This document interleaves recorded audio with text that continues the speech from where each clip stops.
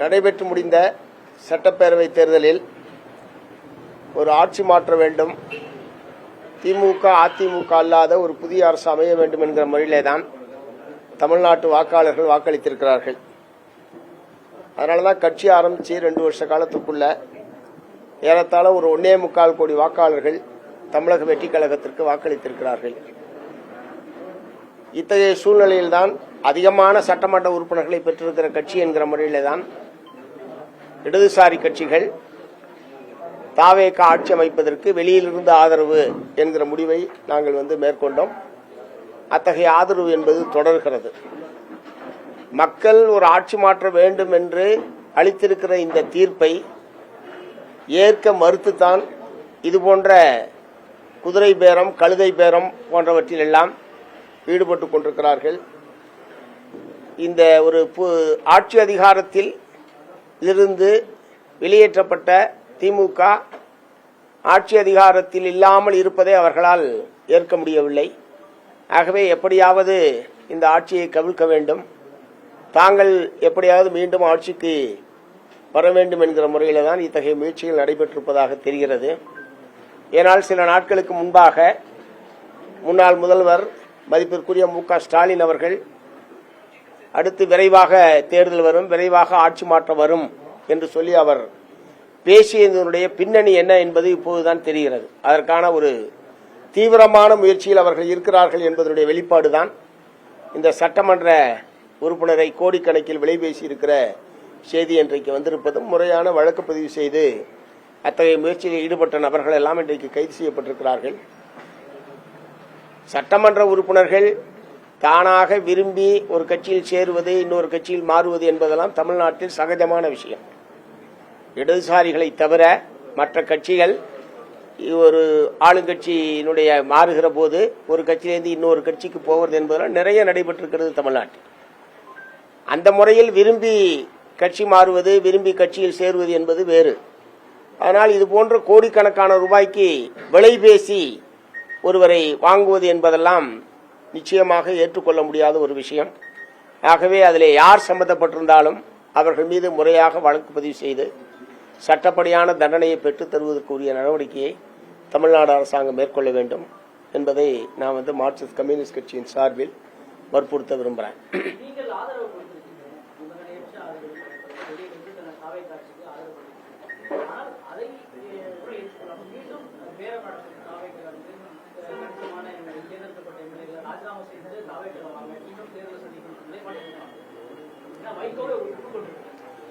இது குறித்து ஏற்கனவே 4 எம்எல்ஏக்கள் ராஜினாமா செய்துவிட்டு தாவக்காவில் சேர்ந்த போதே மார்க்சிஸ்ட் கம்யூனிஸ்ட் கட்சியின் சார்பில் எங்களுடைய கருத்தை வெளிப்படையாக தெரிவிச்சிருக்கிறோம். இது ஒரு ஆரோக்கியமற்ற அரசியல். இது போன்ற நடவடிக்கைகளை ஊக்குவிக்க கூடாது என்பதை பகிரங்கமாக வெளிப்படுத்தியது மட்டுமல்ல, தாவேகா தலைமையிடமும் அத்தகைய கருத்துக்களை நாங்கள் ஏற்கனவே தெரிவித்திருக்கிறோம். அப்போது எங்களிடம் அவர்கள் சொன்ன விளக்கம் என்பது, அவர்கள் தானாக முன்வந்து ராஜினாமா செய்துவிட்டு வருகிறார்கள், அவர்கள் தானாக முன்வந்து ராஜினாமா செய்வதை நாங்கள் எப்படி அதை தடுக்க முடியும் என்கிற முறையில் அவர்கள் தரப்பிலிருந்து விளக்கம் சொல்லப்பட்டது. அப்போது சரி, அவங்க விரும்பி ராஜினாமா பண்ணாங்கன்னா நீங்க யாங்க கட்சியில சேர்த்துக்கிறீங்க, அப்படின்னா நீங்க இன்னொரு இடம் கட்சியில் சேருவதற்கான வாய்ப்பு இருக்குன்ற போது ஒரு ஊக்கம் கொடுக்கிற மாதிரி தானே இருக்கு என்பதை நாங்க அப்பயே எங்களுடைய அதிருப்தியை நாங்க தாவேகா தலைமையிடம் தெரிவித்திருக்கோம். இப்போதும் அதுதான் எங்களுடைய நிலைப்பாடு. ஜனாதிபதி ஆட்சி வரக்கூடாது அப்படிங்கறதுக்காக வேண்டி தாவேக்கு ஆதரவு கொடுக்கறதா சொல்லி நீங்க கூட்டணி சேர்ந்தீங்க. பட் கூட்டணி இப்போது தோல்வி இதுனதுக்கு அப்புறம் கூட்டணிக்கு சேர்ந்ததுக்கு அப்புறம் ஒரு பழைய கூட்டணிகளுக்கு தொடர்ந்து குற்றச்சாட்டு விமர்சனங்கள் வைக்கிறது அரசியல் நாகரிகமா பாக்குறீங்களா நீங்க? புரியல நீங்க கேக்குற கேள்வி. அதாவது இது வரைக்கும் நீங்க திமுகவோட கூட்டணியில இருந்தீங்க, இப்ப தாவேக்காக ஆதரவு கொடுத்துட்டீங்க. ஆனா இப்ப வெளியே வந்ததுக்கு அப்புறம் அவங்க மேல இந்த மாதிரியான குற்றச்சாட்டுகளை வெளியே வந்த கட்சிகள் குற்றம் சாட்டுறது யார் மேல? திமுக மேல. என்ன குற்றச்சாட்டு சொல்லிருக்கோம்? ஏதாவது ஒண்ணு சொல்லுங்க. அதாவது இத சொல்லிருக்கீங்க, அவங்க குதிரை பேரம் பேசுறாங்கன்னு சொல்றீங்க. இல்ல இப்ப வந்திருக்காரு அவர் பர்டிகுலரா கேட்ட கேள்வி அது. இந்த 2 மாத காலத்தில் திமுகவின் மீது நாங்கள் ஏதாவது ஒரு குற்றச்சாட்டை சிபிஎம் சார்பில் வச்சிருக்கிறோமா? எதுவுமே கிடையாது. நீங்களே ஒரு கிரியேட் பண்றீங்க. இது பர்டிகுலர் கேள்வி, குறிப்பிட்ட கேள்வி. நேற்று அதன் மீது வழக்கு என்பது பதிவு செய்யப்பட்டிருக்கிறது. அதை ஒட்டி அவர் கேள்வி கேட்கிறார், அதன் மீது பதில் சொல்றார். அது திமுகவின் மீது குற்றச்சாட்டு கிடையாது. வழக்கு முறையா பதிவு செய்யப்பட்டிருக்கு. குற்றவாளிகள் அதில் ஈடுபட்டவர்கள் கைது செய்யப்பட்டிருக்கிறார்கள். முறையா வழக்கு விசாரணை நடத்தி தண்டனை பெற்று தர வேண்டும் என்பது தானே சொல்ல முடியும், அதுதானே சொல்லணும்.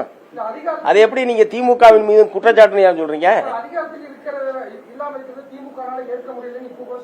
எஸ், அதனுடைய விளைவுதான் திமுகவும் அதிமுகவும் சேர்ந்து ஆட்சி அமைப்பது என்கிற கருத்தை எங்கள் முன்னால் அவர்கள் வெளிப்படுத்தியது என்பது அதனுடைய விளைவுதான், அதனுடைய தொடர்ச்சி தான் இது. அதுல எங்களை போன்றவர்கள் அதில் ஒத்துழைக்கல, ஏற்கல. எங்களை போன்றவர்கள் அந்த கருத்தை ஏற்கவில்லை. நாங்கள் ஏற்காதது மட்டுமல்ல, திமுக அதிமுகவில் இருக்கக்கூடிய பலரும் அந்த யோசனையை ஏற்கவில்லை. நாங்களும் அதை ஏற்கல.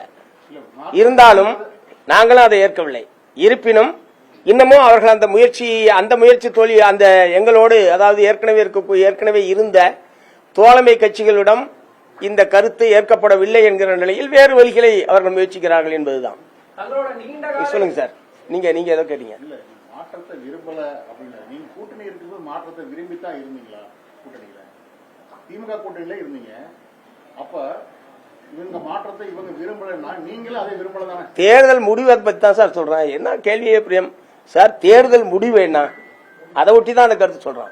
நாங்க விரும்பி தானே அந்த திமுக அணியில இருந்தோம், தொகுதி உடன்பாடு செய்து கொண்டோம், சீரியஸா அதுக்கான அந்த வெற்றிக்கான பணிகளை நாங்கள் எங்களை முழுமையாக ஈடுபடுத்திக் கொண்டோம். வெற்றி மாறி போச்சு. இந்த அணி வெற்றி பெறல, அதிமுக வெற்றி பெறல, அதிகமான இடங்களை பெற்ற கட்சியாக தாவேகா வந்தது, அவ்வளவுதான். தேர்தலில் ஏற்பட்ட மாற்றம் அது. இந்த மாற்றம் ஆரோக்கியமான மாற்றமா கருதுறீங்களா நீங்க? அதனால அதான சொல்றேன், ஆட்சி மாற்றம் வேண்டும் என்பது தமிழ்நாட்டு மக்களுடைய விருப்பம். அதாங்க, அதனாலதான் நாங்க ஆதரிக்கிறோம். நீங்களும் ஆதரிக்கிறீங்க. பாஜக அதிமுக கூட்டணியில வெற்றி பெற்று வந்து அதிமுக சட்டமன்ற உறுப்பினர்கள் ஆதரிக்கிறாங்க, நீங்களும் ஆதரிக்கிறீங்க. பாஜகவும் சிபிஎம்மும் ஒரே அதிமுக சட்டமன்ற உறுப்பினர்கள் ஆதரிக்கலாம். அவங்க ராஜினாமா பண்ணிட்டு வந்து அந்த கட்சியில இருந்திருக்காங்க. நாடாளுமன்ற சட்டமன்றத்தில் எதுக்கு ஆதரவு தெரிவிச்சிருந்தாங்க சார்? நாங்க அந்த முடிவை எடுக்கிற போது அந்த மாதிரி பிரச்சனை எல்லாம் கிடையாது.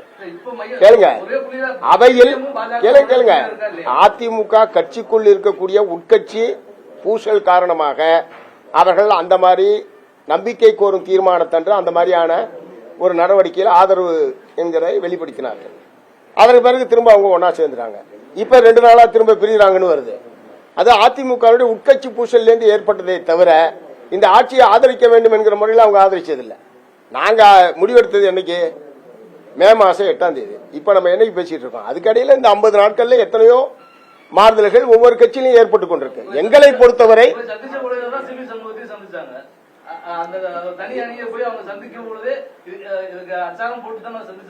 மு.க. ஸ்டாலின் தான் சந்திச்சாங்க. யாரை சொல்ல மாட்டேறீங்க? மு.க. ஸ்டாலின் சார், நான் கேட்கறதுக்கு சொல்லுங்க சார். திரு மு.க. ஸ்டாலின் அவர்களையும் போய் சந்திச்சார்ல. ஏங்க, நான் கேட்கறதுக்கு நீங்க பதில் சொல்ல மாட்டேறீங்க சார். அப்பயே நான் கருத்து சொல்லியிருக்கேன். இவரை பார்த்ததுல எடப்பாடி அவர்களையும் அவர் சந்தித்திருக்க வேண்டும். எல்லா கட்சி தலைவர்களையும் சந்திப்பதுதான் நோக்கம் என்று சொன்னால் இது திரு எடப்பாடி அவர்களையும் அவர் சந்தித்திருக்க வேண்டும் என்பதுதான் அப்பவே நாங்கள் சொல்லியிருக்கோம். ஆனா அதுக்கு அவங்க தரப்புல இருந்து சொன்னது, நாங்க அப்பாயின்மெண்ட் கேட்டோம், அவங்க அப்பாயின்மெண்ட் தரலன்ற மாதிரி அவங்க தரப்புல இருந்து தகவல் சொன்னாங்க. அதாவது தாவேகா தரப்புல இருந்து. அவ்வளவுதான். அதுல அவரையும் சந்திச்சிருக்கலாம். அதுல எல்லாம் ஒரு பெரிய பிரச்சனை இல்லை. 2 மாத கால தாவேகா ஆட்சியுடைய செயல்பாடுகள் எப்படி இருக்கு, அமைச்சருடைய செயல்பாடுகள் எப்படி இருக்கு? ஏன்னா போதைப் பொருள் பயன்படுத்தினதா ஒரு குற்றச்சாட்டு அமைச்சர் மேல ஒண்ணு வச்சிருந்தாங்க. அதுக்கு அவரும் அமைச்சரும் விளக்கம் கொடுத்திருந்தாரு. எப்படி பாக்குறீங்க சார்? இல்ல, அரசுடைய நடவடிக்கை என்பது வேற, அமைச்சருடைய தனிப்பட்ட செயல்பாடு சொந்தமா கேட்கறதுனா வேற. நீங்க எதை கேக்குறீங்க? அமைச்சர் இல்ல, அரசுடைய செயல்பாட்டை பொறுத்த வரைக்கும் தேர்தலில் கொடுத்த ஒரு சில வாக்குறுதிகளை நிறைவேற்றுவது என்கிற முறையில் சில அறிவிப்புகளை வெளியிட்டு அது நடைமுறைக்கு வந்திருக்கிறது. சிங்கப்பெண் படை, அதே மாதிரி விவசாய கடன் தள்ளுபடி, இப்படி சில அறிவிப்புகள் ஏற்கனவே அவர்கள் கொடுத்த வாக்குறுதியை நிறைவேற்றுவது என்கிற முறையில் நடைமுறைப்படுத்தியிருக்கிறார்கள்.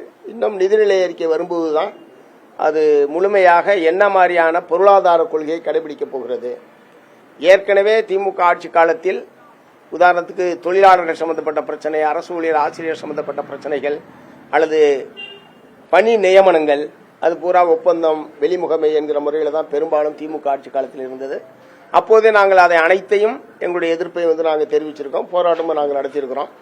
அதனால இதில் எல்லாம் அவர் என்ன மாதிரியான அணுகுமுறையை மேற்கொள்ள போகிறார்? இப்போ உதாரணத்துக்கு தூய்மை பணியை தனியாரிடம் ஒப்படைப்பது என்கிற முறையில் ஒரு டெண்டர் அறிவிப்பு வெளியிடப்பட்டு கடுமையான எதிர்ப்பு தெரிவித்த பிறகு அதை அவர்கள் திரும்ப பெற்றுக் கொண்டிருக்கிறார்கள். அதனால நிதிநிலை அறிக்கை வருகிற வரைக்கும் கொஞ்சம் காத்திருக்கலாம். நிதிநிலை அறிக்கையில என்ன பாதையில் இந்த அரசு செல்ல போகிறது என்பதற்கு ஓரளவுக்கு வெளிச்சம் கிடைப்பதற்கான வாய்ப்பு என்பது நிதிநிலை அறிக்கையிலே தெரிவதற்கான வாய்ப்பு என்பது இருக்கிறது.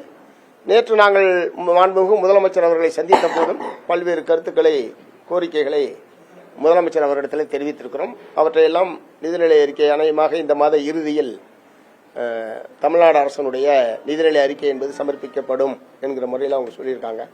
ஸோ அது வரைக்கும் காத்திருக்கலாம்.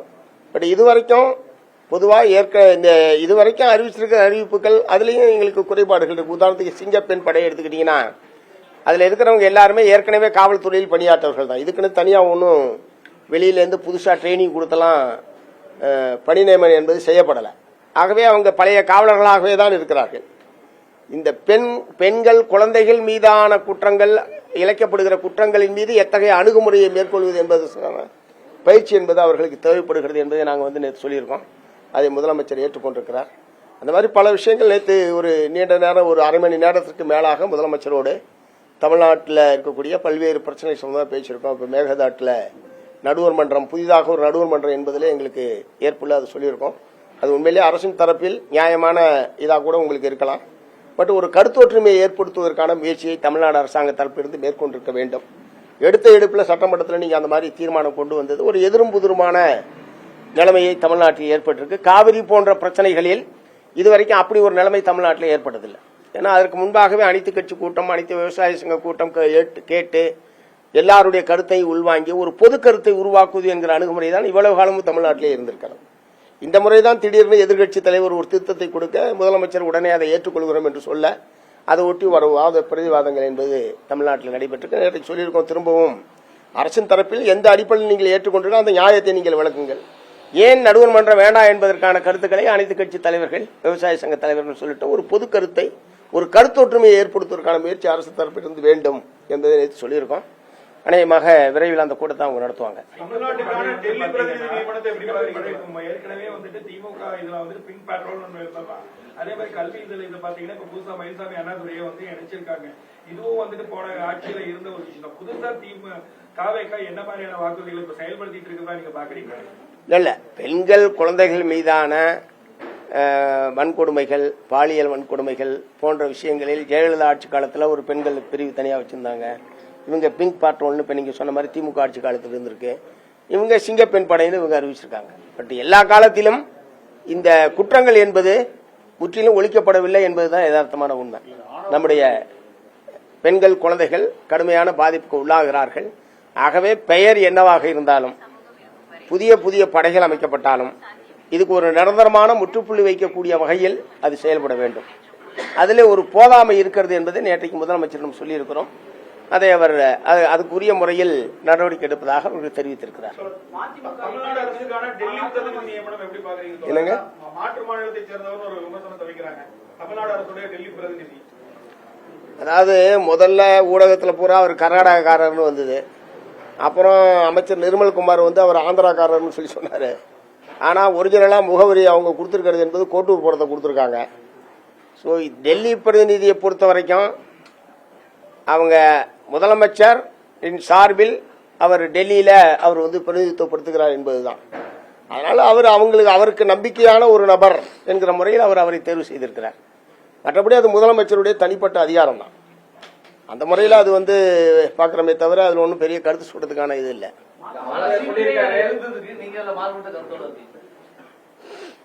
ரைட், அந்த கட்சி தனிச்சையா சுயேட்சையா ஒரு கருத்து சொல்றதுக்கு ரைட் இருக்கு தானே. முதல்ல அப்படிதான் வந்தது. இப்ப அதுல போய் பாத்தீங்கன்னா கோட்டூர்புரம் அட்ரஸ் தான் இருக்கு. அதான் நான் சொல்றேன், முதலமைச்சருடைய தனிப்பட்ட அதிகாரத்துக்கு உட்பட்டது. அவருக்கு நம்பிக்கையான ஒரு நபரை டெல்லியில இருக்க வேண்டும் என்று அவர் கருதி அவர் நியமனம் செய்திருக்கிறார். அதுல ஒன்னும் பெரிய விவாதத்துக்குரிய விஷயம் அல்ல. இல்ல இல்ல, அவர் தகுதியான, அவருடைய தகுதியை பற்றி எனக்கு தெரியாதுங்க. அவரு ஒரு சினிமா தயாரிப்பாளர் என்கிற முறையில தான் வெளியில அவருக்கு தெரியும். மற்றபடி அதற்கு மேற்கொண்டு அவர் என்னன்றதை அவங்க தான் சொல்லணும். தமிழகத்தின் பல்வேறு நலன் சார்ந்த விஷயங்கள்ல ஆரம்ப கட்டத்திலிருந்தே போராட்டத்தில் ஈடுபட்டு வரக்கூடிய ஒரு கட்சி, ஒரு கர்நாடகாவை சார்ந்தவராகட்டும், ஆந்திராவை சார்ந்தவராகட்டும், வெளிமாநில பிரதிநிதி தமிழகத்திற்கான பிரதிநிதியா டெல்லியில இருக்கும்போது தமிழகத்தின் பிரச்சனைகள் தீர்க்கப்படும் நீங்க நம்புறீங்களா? அவர் மூலமா எந்த பிரச்சனையும் தீர்க்கப்பட போறது இல்ல. அவர் மூலமா எந்த பிரச்சனையும் அங்க முன்வைக்க போறதும் இல்ல. இவ்வளவு நாள் இருந்த ஏற்கனவே இருந்த டெல்லி பிரதிநிதிகள் எப்படி இருந்தாங்கன்னு உங்களுக்கே தெரியும். கோயம்புத்தூரை சார்ந்தவர் இருந்திருக்காரு, ஏற்கனவே தோழர் AKS விஜயன் திமுக ஆட்சி காலத்தில் இருந்திருக்காரு, SKT ஜக்கைன் இருந்திருக்காரு, நரசிம்மர் இருந்திருக்காரு. அவங்கெல்லாம் என்ன பிரச்சனை தீர்த்தாங்க, எதில் தலையிட்டாங்க? ஸோ இது ஒரு என்ன சொல்றது, இது ஒரு இடைக்காலத்தில் தான். ஒரு காலங்காலமா இந்த டெல்லி பிரதிநிதின்னு தனியாக ஒரு நபரை போடுறது என்பது காலங்காலமா இருந்தது கிடையாது. ஏற்கனவே IAS ஆபீசர்ஸ் தான் இருந்திருக்காங்க. ஏதோ ஒரு இடைப்பட்ட காலத்தில் கட்சியில் இருக்கிற ஒருவருக்கு ஒரு பொறுப்பு தர வேண்டும் என்கிற முறையில் திரு MGR காலத்திலேயோ ஜெயலலிதா அவர் அம்மையார் காலத்திலேயோ தான் அது கொண்டு வந்தாங்கன்னு நினைக்கிறேன். கரெக்டாக எனக்கு வருஷம் தெரியல. இடைக்காலத்தில் ஏற்பட்ட ஏற்பாடு. ஸோ அதனால இவங்க தான் எல்லாத்தையும் டெல்லியோட இருக்கிற சகல பிரச்சனைகளையும் தீர்க்கக்கூடிய ஒரு பொறுப்புல இவங்க தான் இருக்காங்க என்ற மாதிரியான ஒரு அதிகாரத்தையெல்லாம் நாமளா வழங்க வேண்டிய அவசியம் இல்லை. அப்படி யாரும் நடந்துகிட்டதும் கிடையாது.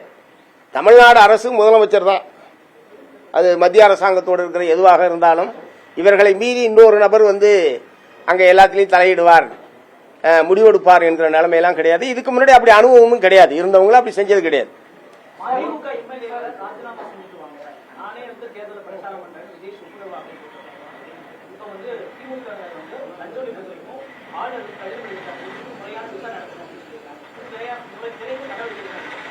இல்லையா, அடுத்த நாள் திரு வைகோ அவர்கள் அதை நான் அப்படி சொல்லணும்னு சொல்லி மறுத்திருக்காரு. ஏன்னா அங்க என்ன ஊடக நண்பர்கள் தான், அங்க இருக்கிற ஊடக நண்பர்கள் அவங்கள்ட்ட தான் அது வெளியே வந்தது. மறுநாளே திரு வைகோ அவர்கள் அதை மறுத்திருக்காங்க. நான் அப்படி சொல்லவில்லை, நேரம் இருந்தால் பிரச்சாரத்தை வருகிறேன் என்று சொன்னார் என்ற முறையில் திரு வைகோ அவர்கள் மறுத்திருக்கிற நிலையில் அதன் மீது இப்போது கருத்து சொல்றது பொருத்தமா இருக்கு. டாஸ்மாக் கொள்ளையில தொடர்ச்சியா 10 ரூபாயில கவனம் செலுத்துற அரசு தனியார் கல்லூரி பள்ளிகளில் பல லட்சங்கள் வாங்கப்பட்டு கண்டுக்கிறது என்று ஒரு குற்றச்சாட்டு. இல்ல, கல்வி கட்டணங்கள் சம்பந்தமாக வெளிப்படையாக அரசு தீர்மானித்திருக்கிற கட்டணங்கள் ஒவ்வொரு பள்ளி வாசலிலேயும் வெளிப்படையாக வைக்க வேண்டும் என்கிற உத்தரவை இந்த அரசு தான் போட்டு. இல்ல அது நான் நடத்த சொல்லுவோம். ஒருவேளை அரசு நிர்ணயித்த கட்டணத்தை மீறி பள்ளிகளில் வசூலிக்கப்படுகிறது என்று சொன்னால் அதன் மீது தமிழ்நாடு அரசாங்கம் நடவடிக்கை எடுக்க வேண்டும் என்பதை நான் சொல்றேன். பட் வெளிப்படையாக அது வைக்க வேண்டும் என்பதை எதிர்த்து தனியார் பள்ளி நிர்வாகங்கள் உயர்நீதிமன்றத்துக்கு சென்றிருக்கிறார்கள். இந்த அரசுடைய இந்த அறிவிப்பை எதிர்த்து அரசு ஒரு கட்டணத்தை தீர்மானித்ததற்கு பிறகு அதற்கு விரோதமாக அதுக்கு எதிராக கூடுதலாக வசூலிப்பது என்பது தவறானது.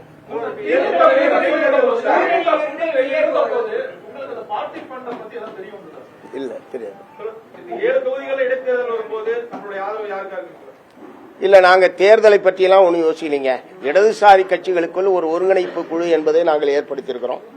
மார்க்சிஸ்ட் கம்யூனிஸ்ட் கட்சி, இந்திய கம்யூனிஸ்ட் கட்சி, இந்திய கம்யூனிஸ்ட் கட்சி, மார்க்சிஸ்ட் லெனினிஸ்ட் விடுதலை, இந்த 3 கட்சிகளும் சேர்ந்து 2 முறை சந்திப்புகள் என்பது நடைபெற்றிருக்கிறது. ஒரு மாநில அளவிலான இடதுசாரி கட்சிகளில் ஒருங்கிணைப்பு குழு என்பது ஏற்படுத்தப்பட்டிருக்கிறது.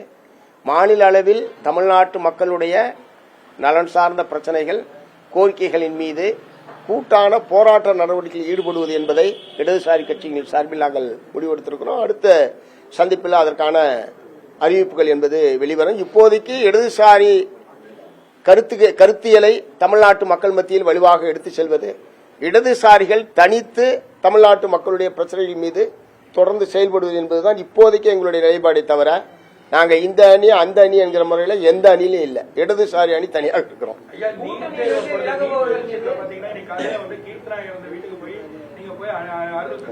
நீட் தேர்வோட சம்பந்தமா தமிழக அரசு இது எந்த ஒரு அறிக்கை முழுமையா எதுவிடல. உங்களோட நிலைப்பாடு என்ன? இதுக்கு நீங்க அரசுக்கு என்ன வலியுறுத்த போறீங்க?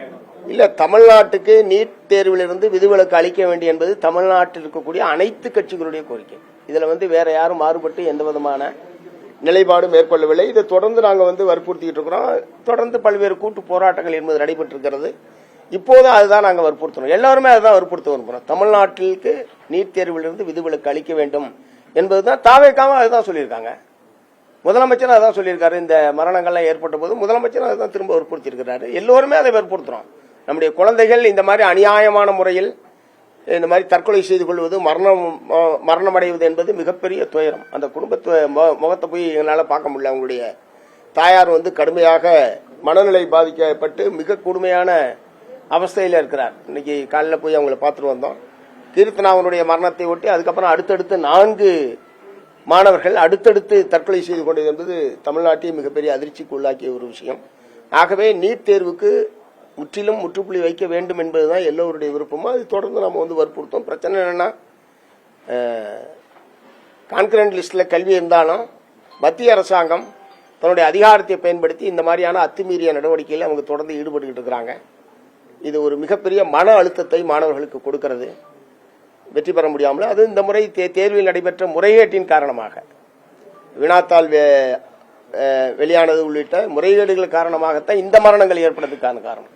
ஏற்கனவே எக்ஸாம் எழுதாது முறையாக நடத்தாதது, கியூட் தேர்வு முறையாக நடத்தல, நீட் தேர்வு முறையாக நடத்தல, சிபிஎஸ்இ எக்ஸாமுடைய தேர்வு தாளை முறையாக திருத்தறதில்ல. இப்படி எதற்குமே தகுதியற்ற ஒரு அரசாக ஒன்றிய பிஜேபி அரசாங்கம் இருக்கிறது. அதனால தான் தர்மேந்திர பிரதான் கல்வி அமைச்சர் ராஜினாமா செய்ய வேண்டும் என்கிற குரல் நாடு முழுவதும் எதிரொலித்துக் கொண்டிருக்கிறது. தொடர்ச்சியான போராட்டம் என்பது டெல்லியில் நடைபெற்றுக் கொண்டிருக்கிறது. இவ்வளவு பெரிய பாதிப்பை உண்டாக்கிவிட்டு கொஞ்சம் கூட கூச்சநாச்சம் இல்லாமல் அவர் மந்திரி பதவியாக தொடருவது என்பது எப்படி ஏற்க முடியும்? அதனால நீட் தேர்வை ரத்து பண்ணுன்றதுதான் எல்லாருடையதும். 7.5% உள்ளொதுக்கீடா தமிழ்நாட்டில் இடைக்கால நிவாரணமா இருந்துகிட்டு இருக்கு. அது 10% வரைக்கும் உயர்த்தலாம் அப்படிங்கிற அது மாநில அரசுக்கே வாய்ப்பு இருக்கும் போது அதை சிபிஎம் வலியுறுத்தும். இல்ல அதுக்கான சட்டப்படியான வாய்ப்பு இருக்குன்னா அதை வற்புறுத்துவோம். 7.5% வந்ததுனாலதான் ஓரளவுக்காவது தமிழ்நாட்டு மாணவர்கள் அந்த இடம் கிடைக்கக்கூடிய ஒரு நிலைமை என்பது ஏற்பட்டிருக்கு. அதனால 10% உயர்த்துவதற்கு சட்டப்படி எந்த விதமான தடையும் இல்லை, பிரச்சனை இல்லைன்னா அதை நம்ம வற்புறுத்துவோம். வெளியேறுபவர்கள் மீதான திமுகவின் விமர்சனங்கிறது கடுமையான பொருட்களா இருக்கு. அதை எப்படி புரிஞ்சுக்கிறது? ஒரு மண்டபத்துக்குள்ள போய் இவங்க அடங்கிடலாம், அவ்வளவுதான் அந்த கட்சி கூட்டம் இருக்கும், அதிமுக மேல விமர்சனம் நடக்கிறாங்க, எம்பி ஆர் ராசா பேசுற விஷயம் எல்லாம் பார்க்க எப்படி புரிஞ்சுக்கிறது? வெளியில வந்துட்டாங்கன்னா அவங்க மேல இவ்வளவு காலம் கூட பயணிச்சவங்க விமர்சனங்கள் கடுமையான பொருட்களா இருக்கு. இல்ல பொதுவா திராவிட முன்னேற்ற கழகத்தை பொறுத்த வரைக்கும் கூட இருந்தா ஒரு மாதிரி ரொம்ப போற்றுவதும், வெளியேறிட்டா அவதூறு பரப்புவது, கடுமையான சொற்களை பயன்படுத்துவது என்பது இப்போது புதிதாக வந்திருக்கிற விஷயம் கிடையாது. நீண்ட காலமாக இந்த அணுகுமுறையை அவர்கள் கடைபிடித்து வந்திருக்கிறார்கள். பட் எங்களை பொறுத்தவரை அரசியல் தான் தீர்மானிக்கிறது. அரசியல் நிலைப்பாட்டை பொறுத்து தான் ஆதரவு எதிர்ப்பு என்பதை தவிர மற்றபடி அவங்க சொல்ற மாதிரியான சொற்களை எல்லாம் நாங்கள் பயன்படுத்த விரும்பல, பயன்படுத்தவும் மாட்டோம். அவங்க முரசொலியில் எழுதின கட்டுரைக்கு ஒரு விரிவான பதிலை தீக்கதிரில் எங்களுடைய கட்சியின் சார்பில் நாங்கள் வெளியிட்டிருக்கிறோம். அநேகமாக அதற்கு பிறகு அவர்கள் தரப்பிலிருந்து எந்த விதமான கருத்துக்களும் வரவில்லைன்னு தான் நினைக்கிறேன். ஒரு விளையாடையில் நான் எதுவும் பார்க்காம விட்டோன்னு நினைக்கிறேன், ஆனால் எதுவும் வரலன்னு தான் நான் நினைக்கிறேன். ஸோ அது அது முடிவுக்கு வந்த பிரச்சனையாக தான் பார்க்குறேன். அப்படிலாம் இல்லையே, நாங்கள் கொள்கை சார்ந்து ஏங்க 100 முறை விளக்கிட்டேன். இது மதச்சார்பற்ற கூட்டணி. மத்திய அரசாங்கத்திலே ஒன்றிய பிஜேபி அரசாங்கம் இங்கே எப்படியாவது காலி உண்ண வேண்டும், அதிமுகவின் மூலமாக ஆட்சி அதிகாரத்துக்கு வர வேண்டும் என்று அவர்கள் முயற்சிக்கிற நிலையில் அதை எதிர்க்கக்கூடிய வலிமையான கூட்டணியாகவும் உறுதியான அணியாகவும் திராவிட முன்னேற்ற கழகம் தான் இருந்தது. அதனால்தான் நாங்கள் அதில் நினைச்சோம். நாங்க ஏன் நீங்க இன்னொருத்தரோட ஒப்பிடி ஆசான்னு கேக்குறீங்க? அதாங்க அது அவர்கிட்ட கேளுங்க. நாங்க அப்படி இல்லை, நாங்கள் உறுதியாக இல்ல, நாங்க அந்த எங்களுடைய அப்படி கேட்கல அவரு. நாங்க அவர் இருந்த மாதிரி நாங்க இல்ல சார். நாங்க கொள்கை பூர்வமாக பிஜேபிக்கு எதிரான அணி. அதுல உறுதியாக இருந்த அணி திமுக தலைமையிலான அந்த அணி. அந்த அடிப்படையில் தான் அவர்களோட அரசியல் ரீதியாக உறுதியாக நான் கொண்டு அந்த அணி வெற்றி பெற வேண்டும் என்பதற்கான முறையில் தான் நாங்கள் உறுதியாக தேர்தல் பணிகளையும் செய்தோம். தேர்தல் முடிவு வேறு விதமாக ஆகிவிட்டது. அவ்வளவுதான். மும்மொழி கல்வியை மத்திய அரசு இந்த வருஷத்துல இம்ப்ளிமெண்ட் பண்ணி இருக்குது. அது இருமொழி கல்வியில் இருக்கிற ஸ்டாண்டர்ட் மும்மொழி கல்வியை கட்டாயப்படுத்துறது 3 லாங்குவேஜ் பாலிசிஸை இந்த வருஷத்துல ஸ்கூல்ல கொண்டு வர போறாங்க சார். அதுக்கான orders central government resolution pass பண்ணி இல்ல இங்க வந்தா மும்மொழி கொள்கை என்பது தமிழ்நாடு ஏத்துக்கிற பிரச்சனை இல்ல. இருமொழி கொள்கை என்பதுதான் இங்கே நடைமுறையில் இருந்து கொண்டிருக்கிறது. இருமொழி கொள்கை தொடர வேண்டும் என்பதுதான் நம்ம வற்புறுத்துவோம். ஓகே.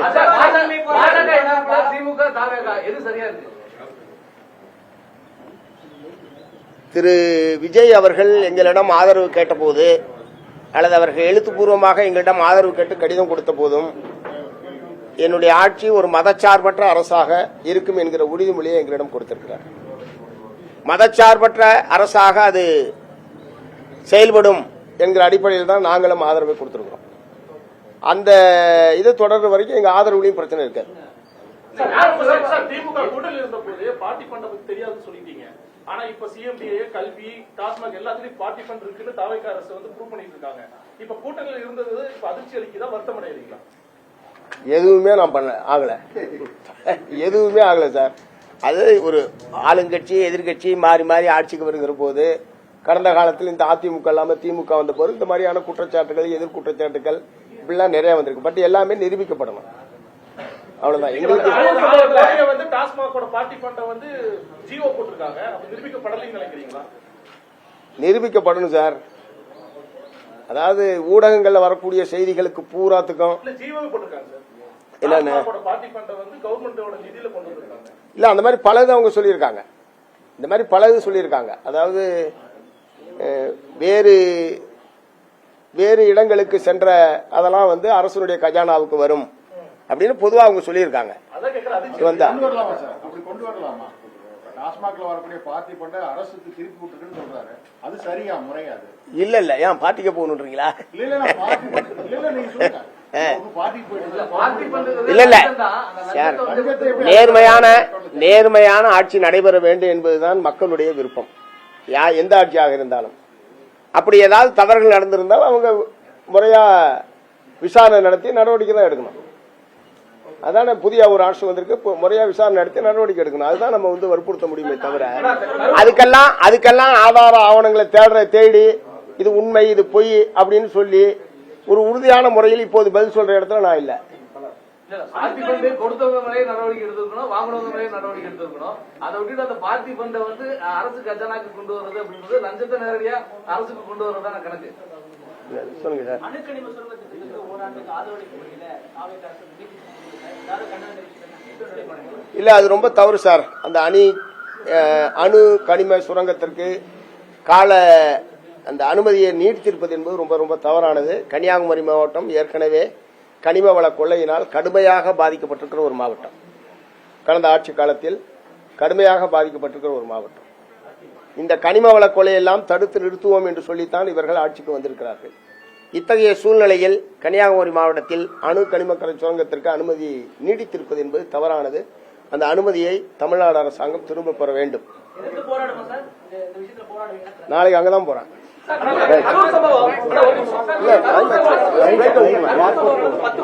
முதலமைச்சர் வந்து கரூருக்கு தாவேகாக்கு வந்ததற்கு பிறகு அவர் போராட முடிவு எப்படி பாக்குறீங்க சார்? இதெல்லாம் ரொம்ப பழைய கேள்வி. அப்பவே நாங்க போயிருக்கோம் தானே சொல்லிட்டு இருக்கிறோம். இப்ப யாரும் போராடுற முறை எடுத்துக்கலாம். ஊழல் குற்றச்சாட்டுல இருக்கிற அதிமுக எம்எல்ஏக்கள் தாவேக்கா இணைகிறாங்க. கொட்டா விடமாட்டோம் அப்படின்னு சொல்லி டைலாக் பேசின விஜய் வந்து இப்ப அவங்க சேர்த்துக்கிறாரு ஒரு விமர்சனம் வந்திருக்கு. எப்படி சொல்ல பாக்குறீங்க? சேர்த்துக்கிட்டாலும் நடவடிக்கை எடுக்கணும்.